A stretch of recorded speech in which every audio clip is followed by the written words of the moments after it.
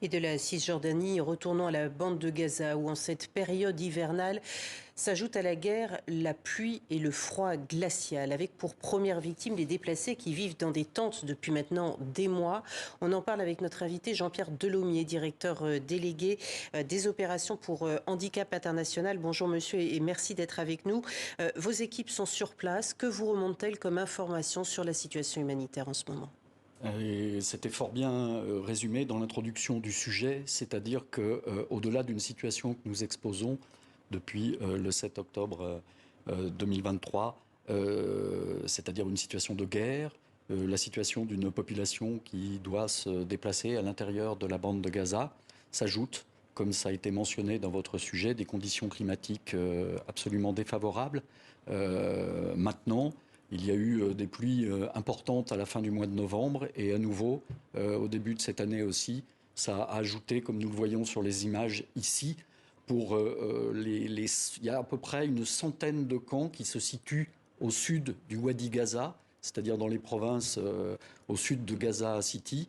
Cette centaine de camps accueille autour de 450 000 personnes qui vivent dans les situations qu'on observe à l'écran. Voilà, des camps qui ont subi des inondations pardon, et des enfants qui meurent de froid. 7 petites victimes en une seule semaine. Vous aviez déjà vu ça sur d'autres terrains de guerre ? En fait, ce qu'on peut surtout observer pour essayer de faire la comparaison avec la situation telle qu'elle est dans la bande de Gaza depuis plus d'un an maintenant, après que la population civile a subi des bombardements absolument torrentiels, si je peux utiliser ce terme ici, c'est de dire que quelque part est ajouté au déplacement, est ajouté à l'insécurité, est ajouté à l'absence de moyens d'accès à la nourriture, d'accès à des moyens de subsistance, cette situation qui amène les enfants à se retrouver les premiers on voit ici là, les images terribles de ce bébé. Le problème aussi, c'est qu'il n'y a plus d'hôpitaux. Selon l'ONU et selon certains témoins sur place, ils ont été délibérément visés. On parle de 50 installations de soins de santé visées ces dernières semaines par des frappes israéliennes. Et en particulier, l'hôpital Kamal Adwan dans le nord de la bande de Gaza, c'est dans les provinces du Nord. Dont le directeur a été arrêté notamment. Tout à fait. Et les installations ont été atteintes, incendiées. Ça veut dire que les salles d'opération, la logistique, la pharmacie, tout ceci n'est plus opérationnel. Donc on peut aussi supposer que l'ensemble des interventions qui doivent être faites sur les personnes qui le nécessitent s'opèrent dans des endroits qui ne sont pas du tout adaptés et qui subissent eux aussi ces endroits, ces inondations avec des pluies, avec de l'eau à l'intérieur. Des espaces. Mais vous, concrètement, comment une ONG telle qu'Handicap International peut intervenir sur place ? Vous avez des équipes, ce sont des locaux. Vous avez moyen d'apporter de l'aide humanitaire quand on sait que seuls 70 camions passent la frontière contre 500 avant la guerre. Comment vous faites ? En fait, c'est très difficile, mais d'abord rendre hommage aux équipes de Handicap International qui sont des équipes palestiniennes. Nous sommes présents dans la bande de Gaza depuis 1996. Nous étions surtout dans le nord. Nos équipiers se sont trouvés déplacés eux-mêmes.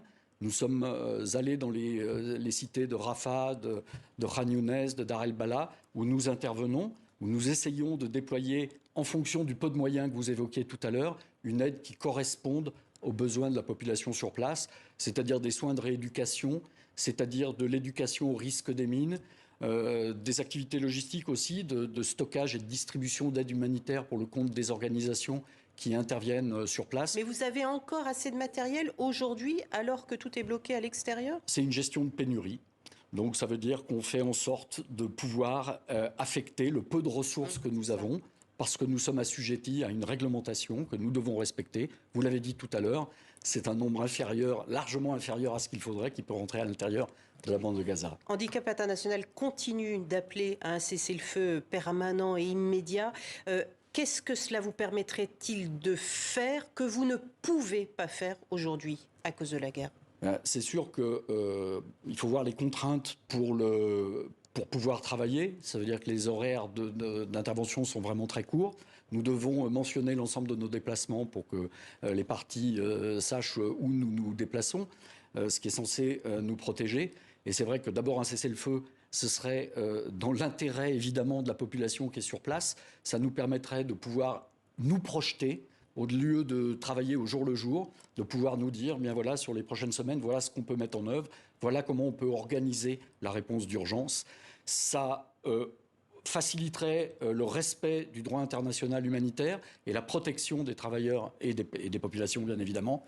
Et enfin, nous appelons aussi à une libération inconditionnelle des otages présents dans la bande de Gaza. Merci beaucoup, Jean-Pierre Delhomier, et bon courage puisque vous partez, a priori, en Syrie, à Gaza, pas dans la région en tout cas, pour répondre aux besoins. Merci beaucoup d'avoir été avec nous.